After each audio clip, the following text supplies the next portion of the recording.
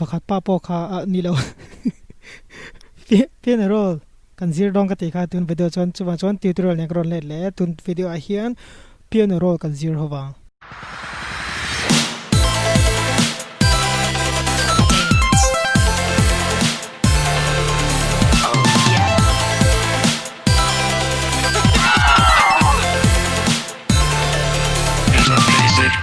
ti chuan enge pian roll chu kan ti chuan pian roll adi kan zir bo pakati kha chuan I thil pakhat ka soilok du chu I video pakhat toite ka upload ta chu ta chuan plugins lak lu dan ta hian kan man tur kha lak lu dan le I FL12 le FL20 ai ang lo na lai kha tlem kha ka soya chu mi video chu ka upload ta chu I in thei description a heng ko danga ani lo pon he video hian to pen te ko danga chain tun video bi ka chuan pen roll kan ti mo pang I khami video khain lo ve en me do ne ten I tuna tan chuan FL ki si kan manga ka double click a tikha pen roll ka kan zir mo pang tian pen roll hi alu da ni chin hi om ta ni I chu FL ki si ten ko pena FL ki si ka right click anga hai pen roll mem pen roll hai hi ka left click chong ki pen roll ta ni tikhan bo ne to rom lo ma se pen roll shelo tan chuan bo chi ka ti me ni ka chai tikhian ta hai step sequencer an ta step sequencer ega po chin se che alu dam pakhat le chu FL12 pa pokan amai channel rek agan hei hi hi ix na bul chi ka hi khitia a engkhian step sequencer hi lang ta hai chu ni kina kan la zir hawanga drum sa ki tikhian orange rong nge ki rong nge eng rong po chu ni se ki tikhian lo eng vat ta ni ki ka left click chuan ki tikhian lo lang ta step sequencer ka bota ki enge kan ti chuan piano roll lu nan ta ni chu ki FL keys ka ki Mizo na ka left click chuan ki nichina kan lu dan chi piano roll a khana lu ve ta ni kan bole na chi ka hriatthiam lo ta ka ti me ni kha chain ki tikhian lu dan chin hi oma chu piano FL keys si kan instrument du kha ni chu FL keys chau ni lo po kan right click anga piano roll ani lo chuan hetlai hi kan left click anga ki ni FL key zone a khang ka left click a ki tikhian ron lang ta ni pen roll chu ti chuan I pen roll man dan chu ta khiam kan draw don ta ni I chuan hetlai hi kan draw na mun example toite kan draw chinga si ki tikhian ki I athui le a sustain akha athui don amje chu athuk ni chu athuk thui song ani chu Mizo tong chuan I hei a kan thil siam to kha select dan chu control himetanga I left click kanga ki tikhian mas kilo manga chain iti chenga ki tikhian selection vek ton ta ni I du ho zong kha chain ki a hmora hian tian ki te da khian I left click himetanga I thla lawanga tian I nuk sei thei tai nuk toi thei ta ki enge a toi chuan a to pa a sei chuan chu thui ve ta ni e chuan ta le non ni metronome line an pala hei hi chuan tikhian khin ta ni tikhian hei kan tian control ka meta ka left click ka select vek nga delete ka metang chuan ka example ka pek mai na ne chuan lawla boy lawla ati dang ka sei do na chuan piano roll open ve le khan tikhian hei mouse cursor hian la hei ka mouse cursor hi ki tikhian pencil le ma khan changta ni draw tool en ta hei tai a tool ho khawm phei ta ni hei tian hei hi mani na zir chop vek thei ta hei tan a minga impezel ta hei draw tool ti te paint tuna si chong kan man be tu ju draw tool hin ta tikhian select sa ta chem piano roll a hian ava draw dan chu I tian ki kan left click kan C5 zone ka left click a tikhian om ta box pali hi rom fill thot me a space bar kan betanga tikhan chonim kan ti tak main thil pakhat le chu hei number him petang hi C5 ti te hei boil out tur I music shot out in ta chu kan she thawanga octave soina ni mai na hei C5 le C6 chu a tuning ai nang reng ma se hei C5 hi a rin hiam C6 chu risang om je chu ila siam tur kha risang deuh te I mang du khan I octave kha a number tam kai mang mai don ni mo khi ta chei C5 hi kan manga chon keyboard thiam tan chon bo na trom lawa chain I tekhinan C ki kan rem china C do Mizo kan me do Mizo C thi ke lok sin thil pakhat le che I metronome hi hei 130 om ta hei enula 130 hoi hi pakhat pathum bial om ta I hei tian ki mouse ki 130 zona ka dagen tikhen om ta nin thlaga chai ka left click chuan I ka pot tiam thei I mouse kha ka ti che chuan ke mala pangzoin ka pot 100 ta chain ka nem san chuan ki join tuna hian 110 a ka dang amo 110 111 laklo devi chain hei angai thak dan chu hei abul che hi FL20 a chon chain FL12 a chon I a om ve thau alem hi hei alem hi nula inang che che ne boina torom lo chain ani lo chon nei tan metronome ti lo inzia na kha nin top mai ki ka me te nga ki space bar ka me chon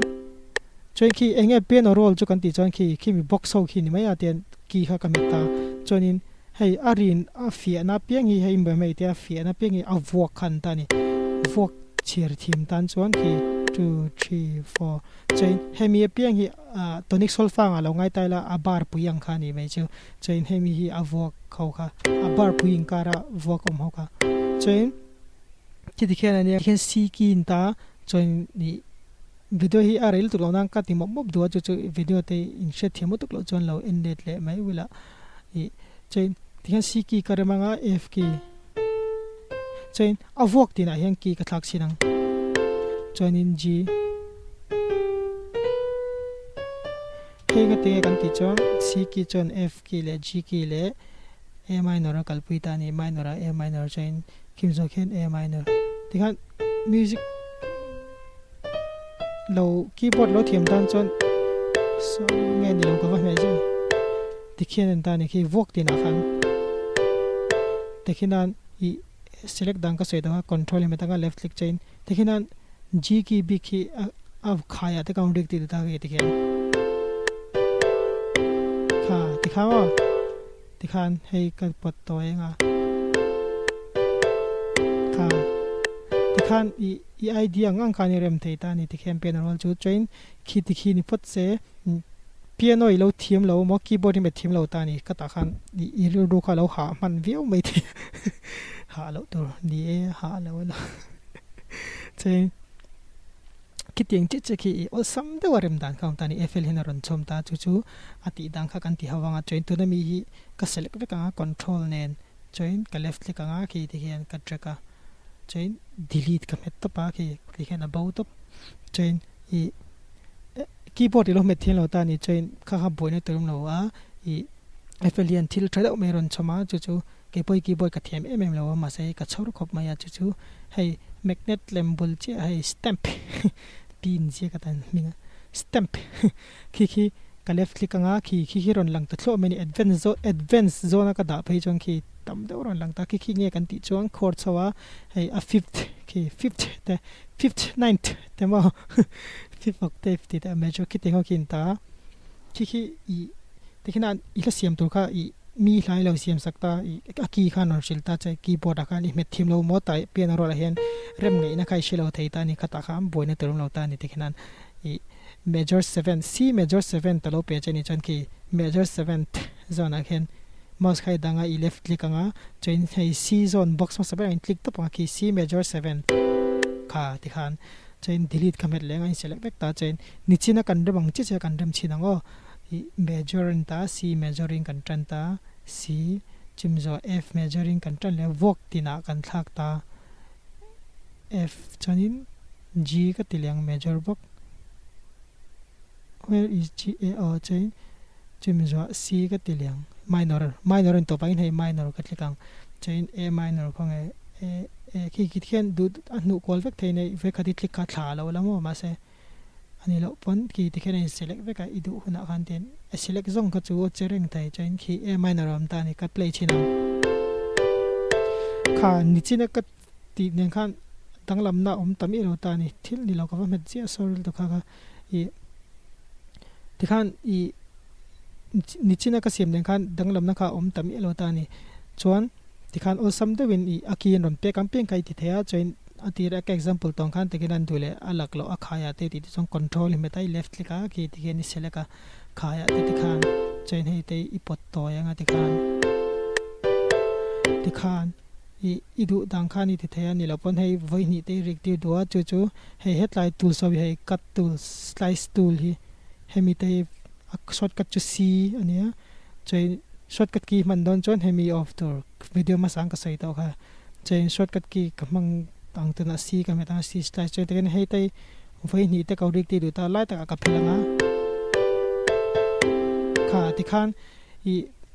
ka delete te nga speak ka me ta hei kam control or ka select ka ti se ti khian ani lo ka fa me je chele sorry to ti khian ni china kan rem chi che kha kan rem ta ni i keyboard thim lo tam po khan i rm zung thei ta ni chain he lai for thleng so chord cover rem chin lok nga video hi ari ma du khomelo do thei sham shamula i hei chang kai na achat na chu kan sei ta ti khan i major 7th lo mang to ta f major 7th lo pe to ta ni hei ta hian hei magnet bul ni ho stamp major 7 ka kat left klika join hei f5 zone a hen kat klikang join ki join f5 ki i heta tlai vocally thing ka sustain ti ve chinango ten te ka siam ang khari dilo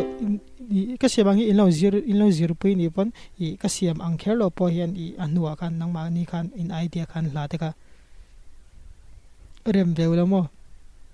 chain kimis okay major ka manga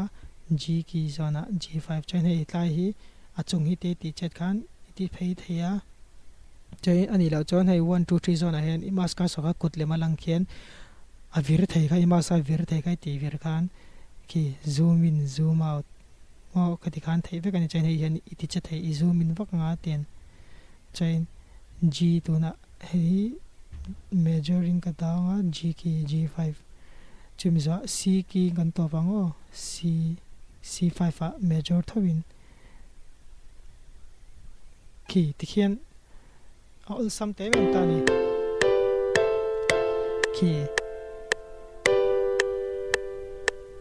chain metronome headlight kan off manga metronome ri to lo nga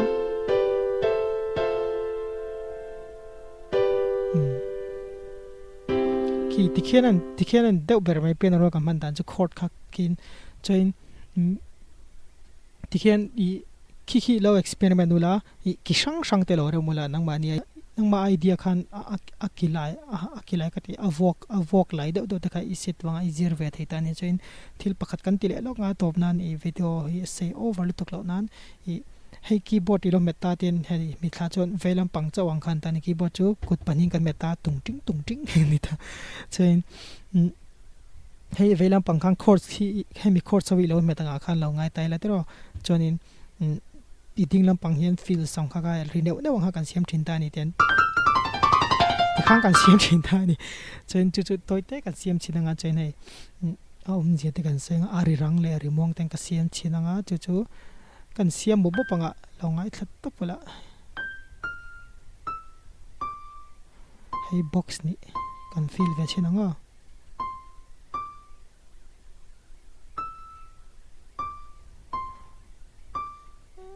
lendo tu na te ka play chin mang box hi ka ti te vok ka ta pali not li ringa tan not ni zel chen ki vok thum ka sustain ti chinang sorry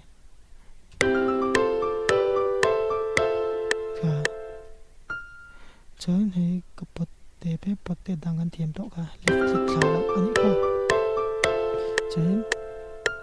chen heting te chen hemi chen ka di du ta hemi chuan chon hemi kan ka left click jawa chen tikhen ki ai nang chen hemi chen ka dil ta